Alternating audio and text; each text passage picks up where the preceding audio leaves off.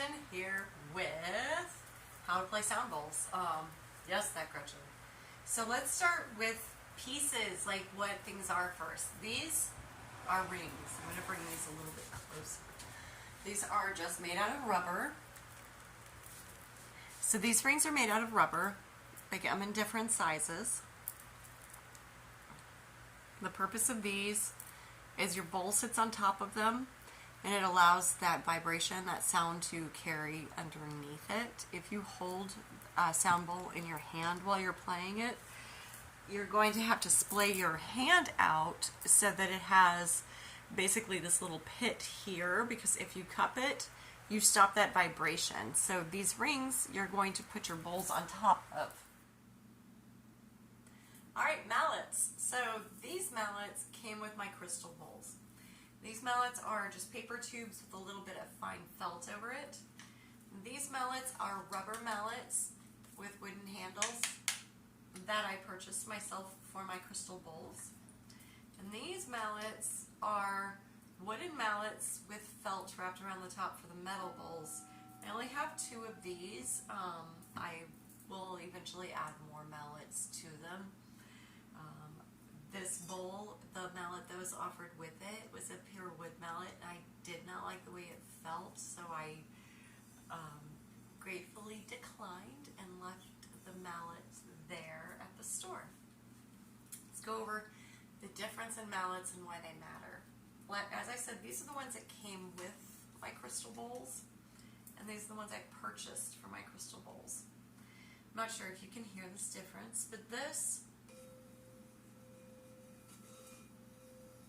kind of adds a little scrapey sound to it, especially when you get to certain areas. This one is also the same. It's a paper roll with some fine felt on it. It's a different style felt, but I want you to see the difference, hear the difference rather. You can get your bowl going a little slower.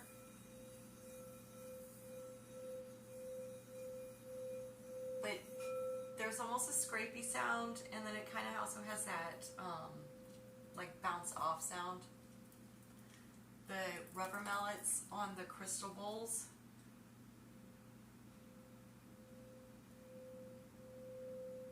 you don't hear anything. Like, it's just the mallet going around the bowl. She got loud quick, huh? Yeah. And then this guy, she's a little thinner. You don't even have to go all the way around the bowl. So the equipment that you're playing your bowls with matters. Like I said, this one came with a wooden mallet, and to show you basically the effectiveness of that, I'm going to hold this up. I'm going to splay my hand like we said earlier so that I have that pocket so the vibration can get beneath, and we'll go. Why would I want a wooden mallet for a metal bowl? It didn't make sense to me. It didn't feel right when I was trying to play it. I did find in store a wooden mallet with the felt around it, which is what you want for the metal bowls, so that I could play the bowl before I purchased it, so that I knew we were a good match. Do you hear the difference? Isn't that amazing? I mean, I know it's not amazing because it's felt, a nice soft cloth going against it instead of a wooden thing. Which, yes, this works, but do you like the way that sounds? No. So let's just avoid the wooden mallets for our sound bowls, because they're pretty pointless, as you've just heard. Alright, the small bowl. We talked about the rubber gaskets that the bigger bowls sit on. So the small bowls will often come on a pedestal. They just sit on a pedestal. These are the easier ones if you're going to like travel with to meditate with. But before we get to how to play these bowls, how to play the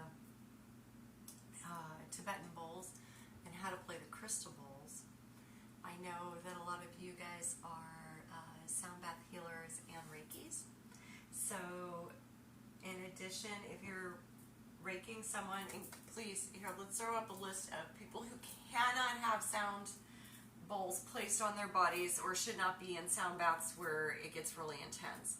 People who have any type of electronic device in their body, if they have a pacemaker, if they have something in their brain, if they have anything electronic going on in their body, any device implanted in their body that's electronically run, sorry, you cannot have these bowls on top of it. Pregnant women, nope, not happening, because the vibrations can trigger muscles to go in ways that we're not sure that they will, and we don't want to put anybody in premature labor, so we don't do sound baths near or around pregnant women.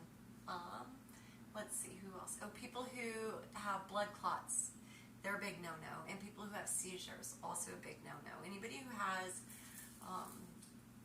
epilepsy. Well, epilepsy would be covered under seizures. So even if you're epileptic and you've never, and you just can't, because the vibrations interfere with the electricity that's going on in your body, and it can loosen a blood clot and let it go. And we just don't want to take these chances. And it's not necessary. It's not necessary. Now, often these people that I've described with these health problems, they can participate in a sound bath. They cannot participate in the type of sound bowl healing I am about to show you. And I apologize, I have a very dry mouth. I am going to get a little sip of water first. So sound bath healing. And this is, a lot of people do this when they really need to do that deep reset of chakras, like when they're if they've gone holistic for their opioid or alcohol recovery or their trauma recovery, or they just feel super stagnant, like they've been doing really good, and then just like all of a sudden you're just back to square one, it feels. So you're going to use this, or if you just really need your chakras cleared, and I'm going to have to demonstrate with myself. So you'll play these bowls a bit differently. This bowl I'm going to put here on my abdomen, and always ask if it feels comfortable to your client. I'm sure you do this with your Reikis, or your chakra work, or your meditation people. If you're doing any type of stuff, ask them or you put crystals around them if they're comfortable with it. If they say no, then you adjust. Okay, so it's on your client. When you start the inside of the bowl, and your head on the floor.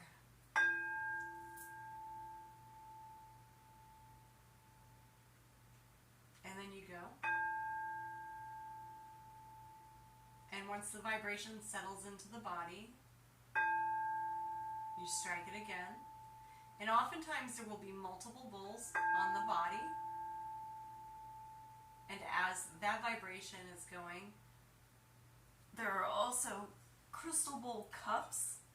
So these cups look like, I want to see like the bottom of a wine bottle with a stem.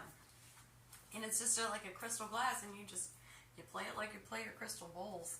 So you would have the metal bowls sitting on your client, and you would ding, and while that vibration was settling, you could either use your tuning forks or your crystal bowl cups, and go, I don't know how I did that, and go around your client. So that is one way to do a deep vibrational healing chakra reset. Again, there are multiple people who cannot do this. Pregnant women cannot do this. People who have blood clots cannot do this. People who have like severely clogged arteries cannot do this.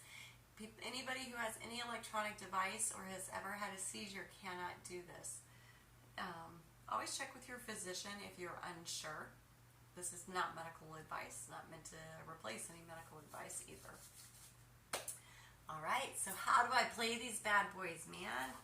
I've been told all I gotta do is like go around it and it plays. Well, it does, but not right away. It takes time. As a little doodles, man, and I say little doodles, I don't know, I'd already had all my kids, so I had to be at least 22 in a store trying to play a freaking singing bowl. It wouldn't play for me. Couldn't figure out why it wouldn't play for me. It wouldn't play for me because I was holding it like this and I was stopping the vibration from coming up. So that's thing one. You want to make sure that there's nothing that is connecting the bottom of the bowl and the top of the bowl, because that will stop its vibration. I have had in the middle of sound baths a mallet roll under a bowl and just silence that bowl immediately because it stopped that vibration from coming up. And that's another thing. When you're playing your sound baths and you're playing your sound bowls, you're going to do things that aren't perfect. Your wood is going to scrape your crystal once in a while. The thing is, it's not going to be perfect. Some will be just amazing, and then others will be like whatever. But just, it depends. The only thing that matters is how you play the next note. Make it part of your song. Like, oh, well, that's okay. That kind of added a cool element to it. No worries, right? So, number one, make sure that you have your spacer, because that allows the vibration. The larger the bowl, the easier they are to play. This bowl does not particularly like this mallet, this smaller mallet. I can get it going, and that's the other thing. You'll figure out what mallets, what bowls like. They each have their personality like we do. So I can get it going. But you see this mallet with this larger little area? You hear how much faster that was? Because this one vibes better with this. If you're having a day, or if your bowls are having a day, give it a little tap. Take that vibration, and with a firm but gentle pressure close to or even around the rim, drag it evenly. You can get some really cool vibes going back and forth, and listen to your bowl. Mine just vibrated at me, which means chill, chick. They will break. It's more difficult to break the metal bowls and the crystal, but they will. You just gently, with a firm and even pressure, continue. You can get it to go nice and slow.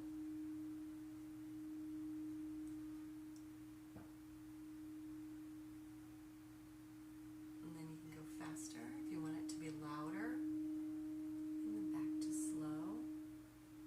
When you're running your sound baths too, I always tell my people, because I run really small, intimate sound baths in my apartment, to thumbs up me if it's getting too intense, and I know to bring that level back down. Alright, so we see the bigger bowls are pretty easy to play as long as they have that space underneath it. The smaller bowls, they can be difficult. This guy, she loves me now. I am barely touching. I'm placing firm and even pressure. And at first, when I started playing her, my firm and even pressure often pushed her off of her pedestal. That's too much pressure. So you want, let's see, a nice light pressure. You're going to place the mallet against it firmly, and then just start going around it. And at first you will hear no noise, right? Zero noise. That's because I'm too firm right now. I can see my bowl moving. I don't want that. So I'm going to ease up a little bit, and I'm going to keep going in this circle. Still nothing. So I'm going to ease up even a little bit more, but I'm going to go a little faster in this circle. So I've eased up twice. I'm going a little bit faster. You need to learn your bowl's pressure points. If your bowl doesn't want to go for you and you've eased up the pressure like 2 or 3 times, give it a little tap. You got that vibration going. And then pull that vibration around, and you'll feel between the mallet and the bowl the correct amount of pressure to keep it going. Again, listen to your bowls if they start to vibrate. And you'll know what I mean, because it'll zip off your mallet to you. And then pull back. I keep on my dominant arm, my right arm is my dominant arm. I keep the ones that are heavier and the ones that are a little more difficult to get going. You notice I have one crystal bowl here and one crystal bowl here. This crystal bowl is this thick. This crystal bowl is this thick. So she is much easier to get going. It's easy for me to take my left hand and get going with that. No worries at all. You know, with the rubber mallets, how you get the crystal bowls going is the same concept. You do. You take the mallet in your hand and you'll find a way that's comfortable for you for that day. Sometimes I play it like this, sometimes I play it like this, sometimes I play it like this. There is no wrong way. You need to adjust for your body. Keep in mind that you don't want to keep it in the same position all the time because you don't want to overuse the muscles. And you need to have the bowls elevated a little more than I do now because this really works that scapula area of your back. So with the rubber mallet, you're going to take the rubber mallet, you're going to set it against the bowl. It's got its own pressure, right? Because the rubber mallet's a little heavier. It's a little heavier, so it just like sits against the bowl. You run it around the bowl. This one, with the crystal bowls, you will start to push, you will start to add pressure. Whereas with the metal bowls, we took away the pressure to get the sound. With the crystal bowls, you're going to push a little bit more until you get to that sound. Now, you've seen on the different sound healer channels, they hit the bowl and they get that sound. Be very careful doing that. Crystal bowls break really easily, and I find with these rubber mallets, you have to hit them pretty hard. If you want that little tinking sound, I would take one of the mallets that you use for your metal bowls, or just get a mallet like this if you're only intending on playing crystal bowls, and gently, so you get a much stronger sound with a much lighter tap and much less of chance of busting your bowl. And you know how much these bowls cost. They're not cheap, right? So once you've gotten that going, oh, I did want to throw out there, even though these have that weird scrapey sound, can you hear that? I hope you can. I know you heard that. So it has this constant scrapey sound. Some sound bath healers will want to incorporate that into certain sound baths because of the white noise. If you're incorporating white noise or like a waterfall noise, I do highly recommend you add chimes or some type of a tinky sound in there to break up that white noise in the brain and in the body. As we know, sound will deliver information to our body 100 times faster than its own systems. And yes, this was a feather that I'm using for my chimes. I found in sound baths that this works best for keeping out sounds like you can hear the wood going against it. You can hear the rubber and the wood going against it. When you hear the feathers going against it, if you hear the feathers going against it, and you'll only hear it if you're like going really hardcore at it,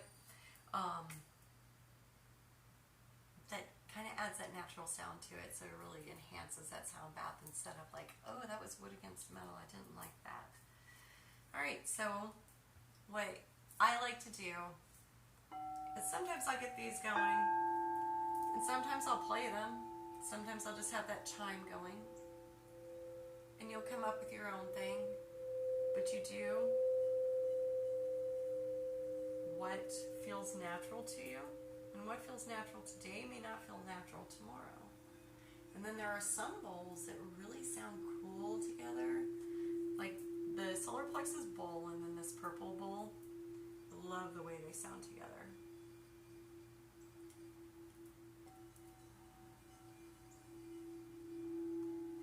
You'll practice with your dominant hand, and then you'll throw your non-dominant hand in.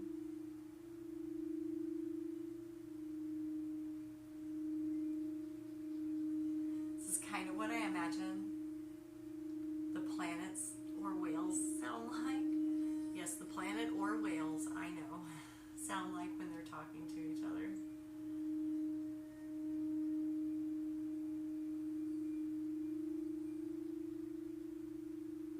sound similar so that you're very harmonious together. And with all your bowls, you'll find that once you've become familiar with them, and crystal bowls are made of crystal, treat them like you do your own crystals, smudge them, cleanse them, thank them.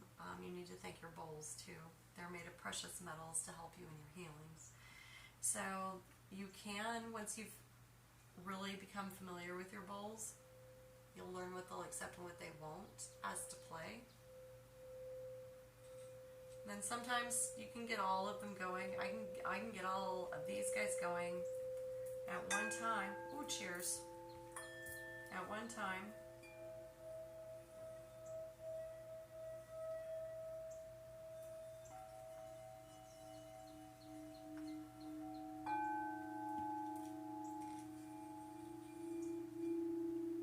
Now, you'll hear people saying crystal bowls will carry their tune longer than, say, these metal bowls.